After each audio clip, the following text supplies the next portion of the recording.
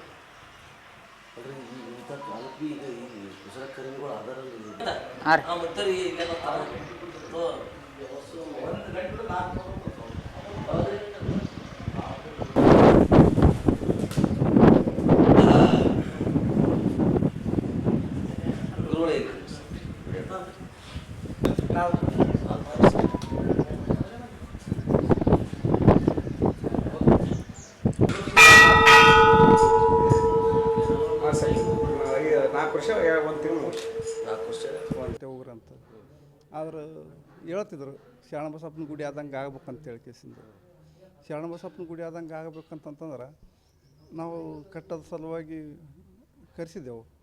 ಕರೆಸಿದ ಹೊತ್ತಿನಾಗ ಒಂದು 2-3 ಡಿಸೈನ್ ತೊಗೊಂಡು ಬಂದಿದ್ರು. ಅವು 2-3 ಡಿಸೈನ್ದಾಗ ನಮ್ಗೆ ಬೇಡ ಈ ಟೈಪ್ ಮಾಡಮ್ಮ ಅಂತ ಕೇಸಿಂದ ಒಂದು ಎಲ್ಲರ ಅಪೇಕ್ಷೆ ಮೇರೆಗೆ ಒಂದು ಬೇಡಿಕೆ ಇಟ್ಟು ಯಾರ ಬಳಿ ಅಪೇಕ್ಷೆ ಇಟ್ಟಿದ್ದಿಲ್ಲ. ಸ್ವ ಇಚ್ಛೆದಿಂದ ಅವರು ಭಕ್ತಿಲಿಂದ ಇದು ಅದು ಹಿಂಗಾದ ಸಲುವಾಗಿ ಇದು ನಿರ್ಮಾಣ ಪೂರ್ತಿ ಕಂಪ್ಲೀಟ್ ಆಗ್ಯದ. ಇದು 11ನೇ ತಾರೀಕು ಲೋಕಾರ್ಪಣೆ ಕಾರ್ಯಕ್ರಮ ಇರ್ತದೆ. ಎಲ್ಲ ಸದ್ಭಕ್ತರು ಬಂದು ಶರಣರ ಕೃಪೆಗೆ ಪಾತ್ರರಾಗಬೇಕು. ಮುಖ್ಯ ನಮ್ಮ ನಾಡಿನ ಮುಖ್ಯಮಂತ್ರಿಗಳು ಸಿದ್ದರಾಮಯ್ಯ ಸಾಹೇಬರು, ಪ್ರಿಯಾಂಕ ಖರ್ಗೆ ಅವರು, ಬೈರತಿ ಸುರೇಶ್ ಅವರು, ಮತ್ತು ರಾಮಲಿಂಗಾರೆಡ್ಡಿ ಸಾರಿಗೆ ಸಚಿವರು, ಇದು 4 ದಿವಸ. ಮೊದಲನೇದಾಗಿ 8ನೇ ತಾರೀಕು ಜಲಾದಿವಾಸ, ಧಾನ್ಯ ದಿವಾಸ, 2ನೇ ದಿವಸ ಪುಷ್ಪ ದಿವಾಸ, ಕ್ಷೀರಾದಿವಾಸ, ಮತ್ತು 3ನೇ ದಿವಸ ಮೂರ್ತಿ ಪ್ರತಿಷ್ಠಾಪನೆ. ಆ ಟ್ರಸ್ಟಿಗೆ ಬುದ್ಧಿಯವರೇ ಅಧ್ಯಕ್ಷರಾರ. ಆ ಟ್ರಸ್ಟಿನ ಸೆಕ್ರೆಟ್ರಿ ಗುಡಿ ಸೆಕ್ರೆಟ್ರಿ ಇದೀವಿ ನಾವು. ಗುಡಿದು ನನ್ನ ಹೆಸರು ಶಾಣಗೌಡ ಪಾಟ್ಲೆ ಅಂತೇಳಿ ಸೂಗೂರು ಎಂದರೆ ನಾವು ಮೂಲತಃ ಸೂಗೂರ್ದಾರೆ ನಾವು ಇದೇ ಊರೇ. ಇದು ಟೋಟಲ್ 4 ವರ್ಷ 2 ತಿಂಗಳು 3 ತಿಂಗಳದ ಗುಡಿ ಕಂಪ್ಲೀಟ್ ಆಗ್ಯದ.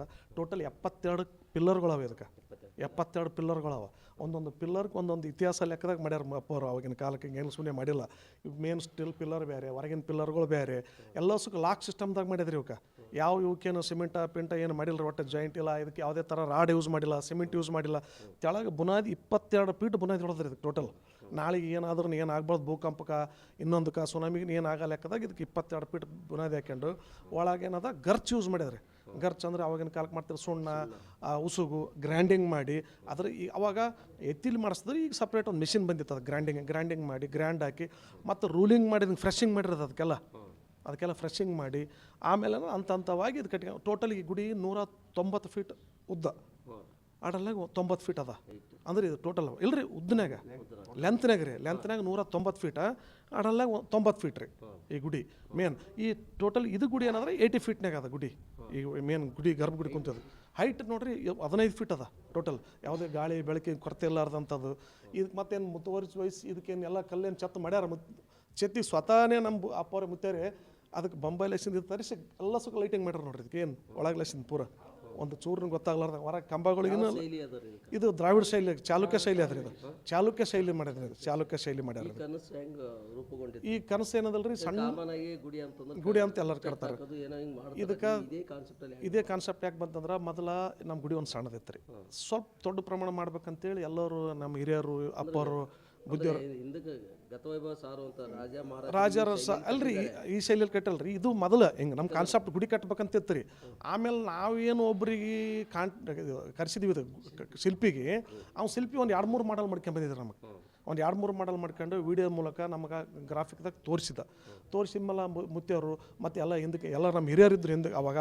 ಅವೆಲ್ಲರೂ ಹಿರಿಯರು ಕಲ್ತು ಇದೇ ಒಂದು ಒಳ್ಳೆ ಭವ್ಯವಾದ ಕಾಣ್ತದೆ. ಇದು ಎಲ್ಲಿನಿಲ್ಲ ಈ ಥರದ ಕಲ್ಯಾಣ ಕರ್ನಾಟಕದಾಗ ಎಲ್ಲಿಲ್ಲ ಅಂತ ನನ್ನ ಒಂದು ಅನಿಸಿಕೆ. ಈ ಮಾಡಲ್ಲ ಇಷ್ಟ ಹತ್ರ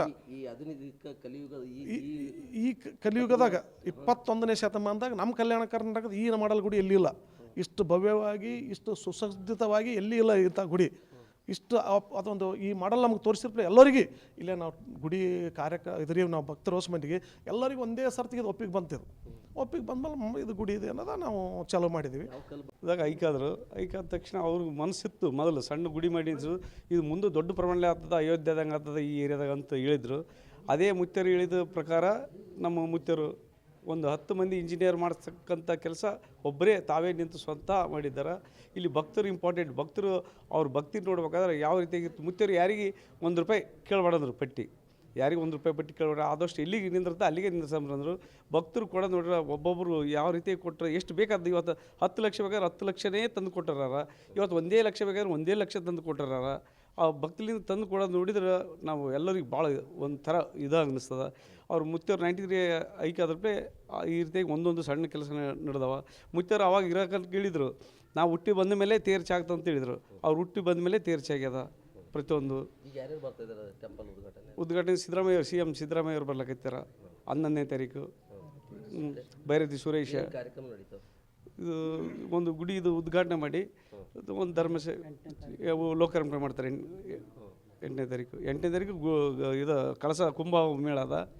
9ನೇ ತಾರೀಕು ಕಾರ್ಯಕ್ರಮ. 10ನೇ ತಾರೀಕು ಗರ್ಭಗುಡಿ ಬೆಳ್ಳಿ ಇರೋದು ಸಿದ್ದರಾಮಯ್ಯ ಅವ್ರ ಕೈಲೇ ಉದ್ಘಾಟನೆ. ಬೈರತಿ ಸುರೇಶ್ ಉದ್ಘಾಟನೆ ಮಾಡ್ತೀವಿ.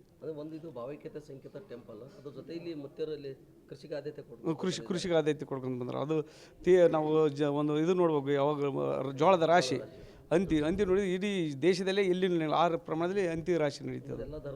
ಎಲ್ಲ ಧರ್ಮದವ್ರು ಇಲ್ಲಿ ಏನು ಮುಸ್ಲಿಮು ಹಿಂದೂ ಯಾವುದಿಲ್ಲ, ಎಲ್ಲ ಧರ್ಮದವ್ರು ಇಲ್ಲಿ ಬರ್ತಾರೆ. Iranna Balkal LIC agent Yadgir.